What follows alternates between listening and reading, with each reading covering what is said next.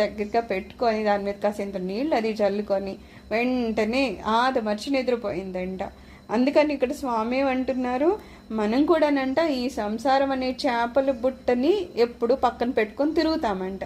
అక్కడి నుంచి మనం ఏ గురువు గారి దగ్గరికి వెళ్ళినా ఆధ్యాత్మిక విషయాలే, అంటే అవి పూల సువాసనతో ఉన్న మనకేముంటుంది అక్కడ ఏదో ఒక కంపు కొడుతున్నట్టు, ఏదో తప్పదిరా బాబా అని ఉన్నట్టు ఉండి, మళ్ళా బుర్ర ఎప్పుడు ఎక్కడ ఉంటుందంట, అయ్యో గమ్మున చేపల పుట్టని దగ్గర తెచ్చేసుకుంటే నేను ప్రశాంతంగా ఉంటాను కదా అనుకుంటామంట.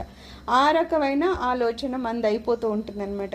పోనీ ఈ కేశవ చంద్రసేను ఏమైనా రామకృష్ణ పరమహంస గారి గురించి తెలియని ఆయన, లేకపోతే ఏమైనా అజ్ఞానం అంటే అలా కాదట. అతను చాలా గొప్ప బ్రహ్మ సమాజ నాయకుడంట. ఎప్పుడు ఈయనేంటి పాశ్చాత్య దేశాలు, ఇంగ్లాండ్ అవన్నీ తిరిగి అక్కడ ఒక పత్రికను కూడా నడిపేవాడంట. ఆ పత్రికలలో పాశ్చాత్య